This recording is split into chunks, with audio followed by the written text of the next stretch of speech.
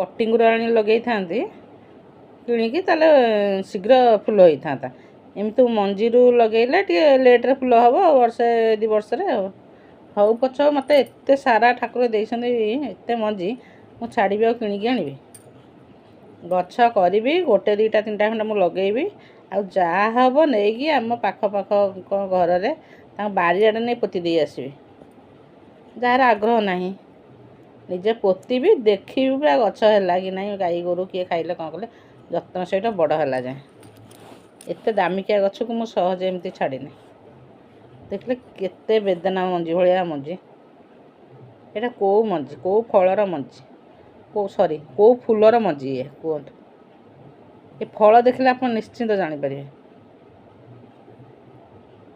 ଏମିତି ଗୋଟେ ବାଦାମ, ଆମେ ଆଗେ ରୋଡ଼ ସାଇଡ଼୍ରେ ଗଲାବେଳକୁ ଛୋଟବେଳେ ଯେତେବେଳେ ଯାଉ ରୋଡ଼ ସାଇଡ଼୍ରେ, ଏମିତି ଗୋଟେ ବାଦାମ ସବୁ ଏମିତି ଫାଟିକି ରହିଥାଏ। କି ବାଦାମ ସିଏ ମୁଁ ଜାଣିନି,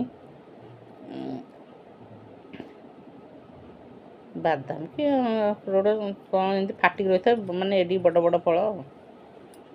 ସେଇ ଫଳ ଜାଣିଛନ୍ତି? କମେଣ୍ଟରେ ଲେଖିକି କୁହନ୍ତୁ ଇଏ କେଉଁ ଫଳ। କେତେ ଜଣ କହିପାରିବେ ଚିହ୍ନିଛନ୍ତି ଇଏ କେଉଁ ଫଳ? ଯେଉଁମାନେ ଗାର୍ଡ଼େନିଂ କରିଛନ୍ତି ମୁଁ ଜାଣିଛି ସେମାନେ କହିଦେବେ। ମୁଁ କହିବି, ମୁଁ ପଛରେ କହିବି। ମୁଁ ତ ଏବେ ଯାଇଲି, ମୁଁ ତ ଆଗରୁ ନିଜେ ଜାଣିନଥିଲି। ଆଜି ପଚାରିବାରୁ ସମସ୍ତେ ସେ କହିଲେ, ସେ ଗଛ ପାଖରେ ଦେଖେଇଲ, ସେ କହିଲେ ଏ ଉପରକୁ ନରେ ଗଛଟା ଏଇଠୁ ପଳଉଛି, ଦେଖିଲା ପେନ୍ଥା ମେନ୍ଥା।